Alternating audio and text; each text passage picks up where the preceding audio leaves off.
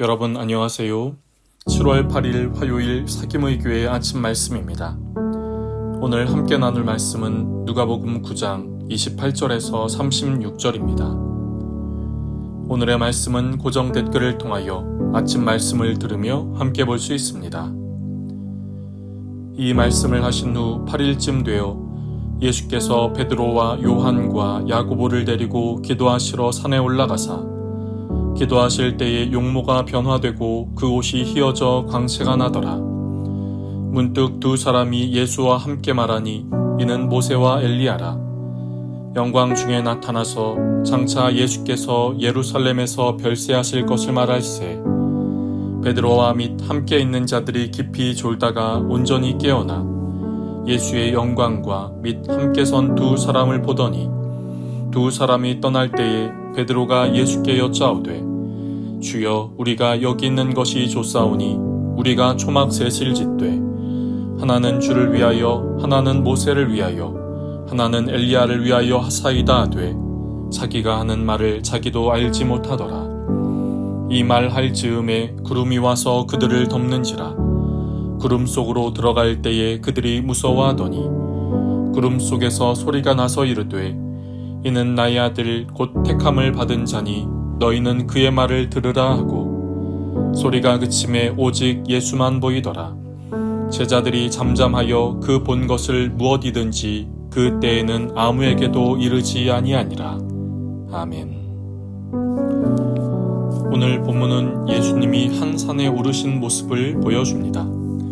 이때 예수님은 베드로와 요한, 야고보와 함께 산에 오르셨지요. 이 산에서 기도하실 때에 성경은 그의 용모가 변화되었고 그 옷이 휘어져 광채가 난다고 말씀합니다.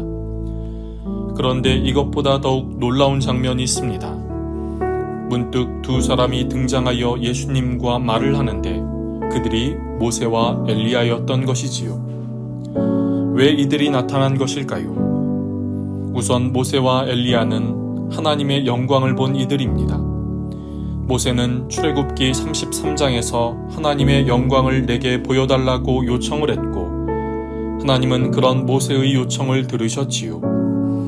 엘리야는 열왕기상 19장에 호렙산에서 강한 바람과 지진과 불 이후에 세미한 주의 음성을 들었습니다.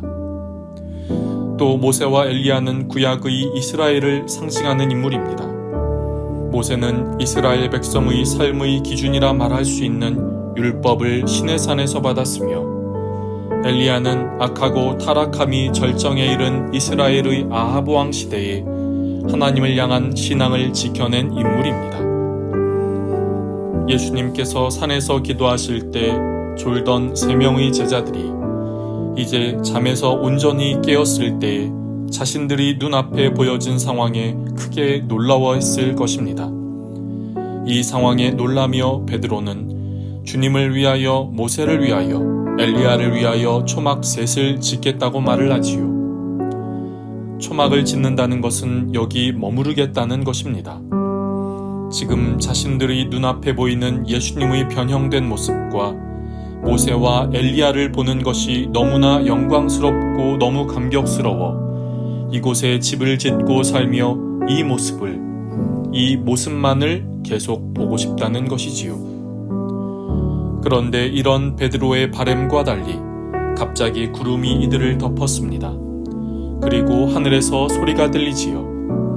오늘 본문의 35절입니다. 구름 속에서 소리가 나서 이르되 이는 나의 아들 곧 택함을 받은 자니 너희는 그의 말을 들으라 하고 초막을 짓고 여기에 살겠다는 베드로 그리고 제자들을 향해 하나님은 택함을 받은 자 나의 아들인 예수님의 말씀을 들으라고 하십니다. 그렇다면 하나님께서 제자들을 향해 들으라고 말씀하신 예수님의 말씀은 무엇인가요? 적어도 오늘 본문은 그 예수님의 말씀이 무엇인지 기록하고 있지 않습니다. 그런데 오늘 본문의 시작인 28절에서 오늘 예수님이 변화되신 사건이 예수님이 그 이전에 말씀하신 이후 8일 정도가 지났을 때라고 말씀하시는 것은 그 이전의 말씀과 오늘 본문이 연결되어 있다는 것을 말합니다. 그렇다면 다시 한번 하나님께서 제자들을 향해 들으라고 말씀하신 예수님의 말씀은 오늘 본문 이전에서 찾을 수 있는 것이지요. 오늘 본문 이전의 말씀에 예수님은 제자들을 향해 너희는 나를 누구라고 하느냐고 질문하십니다. 이에 대해 베드로는 하나님의 그리스도시라 라는 답을 하지요. 그때 예수님은 베드로의 대답인 하나님의 그리스도라는 것을 아무에게도 이르지 말라고 하십니다. 그리고 이렇게 말씀하시지요. 누가복음 9장 22절입니다. 이르시되 인자가 많은 고난을 받고 장로들과 대제사장들과 서기관들에게 버림받아 죽임을 당하고 제3일에 살아나야 하리라 하시고, 예수님은 자신의 공생애 중 자신이 십자가에 달리실 것을 총 3번 말씀하시는데 그중 조금 전 읽은 말씀이 처음 말씀하신 것입니다.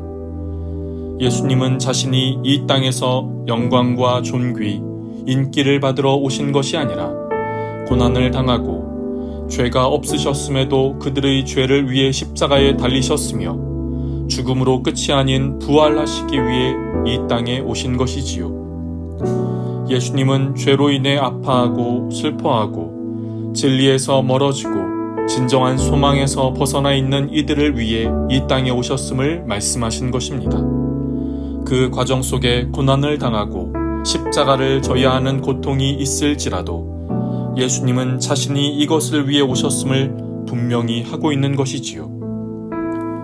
바로 여기에서 우리에게 주는 영적인 메시지가 있습니다. 영광스러운 모습을 본 베드로는 그 영광에 만족하며 계속 그곳에 머무르고 싶었습니다. 지금의 이 순간을 계속 누리고 싶었던 것이지요. 그러나 그런 베드로를 향해 예수님의 말씀을 기억하고 그의 말을 들으라는 것입니다. 이 땅에 사명을 향해 오신 예수님을 따르고 그의 말씀을 쫓아 살아가라는 것이지요. 산에서 초막을 짓고 그곳에서 머무르는 것이 아닌 산 밑으로 내려가 맡겨진 사명, 해야 할 일을 향해 나아가라는 것입니다. 우리에게도 기쁨의 순간이 있습니다. 영광스러운 순간이, 감격스러운 순간이 있습니다. 그 기쁨과 영광과 감격에 우리는 그 안에 머무르고 싶어 합니다.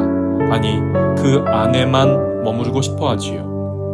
그런데 그런 우리를 향해 그 안에만 머무를 것이 아닌 살아갈 삶의 현장으로 내려가 사명을 감당하라고 하십니다.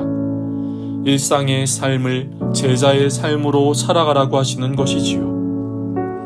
여러분, 오늘 말씀을 통하여 우리의 삶이 이 땅에서 믿음의 길을 온전히 걸어갈 수 있기를 소망합니다. 제자의 삶으로 주님을 쫓아 나아가는 일상의 삶을 걸어가는 믿음의 발걸음이 되기를 간절히 소망합니다. 기도하겠습니다. 하나님, 오늘도 우리에게 귀한 하루를 시작하게 하시니 감사합니다. 믿음의 삶 속에서 하늘에서 부어지는 기쁨과 영광스러운 때가 있음을 봅니다.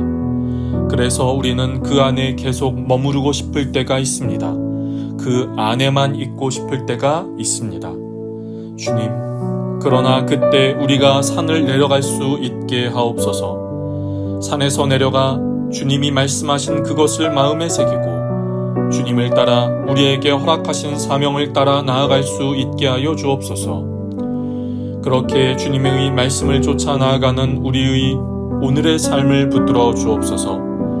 우리를 향하신 주님의 뜻을 쫓아 나아가는 복된 하루가 되게 하여 주옵소서. 오늘도 주님께 맡기오며 감사하며 예수님의 이름으로 기도드립니다. 아멘. 여러분, 오늘도 주님 안에서 승리하는 날 되시기를 주님의 이름으로 축복합니다.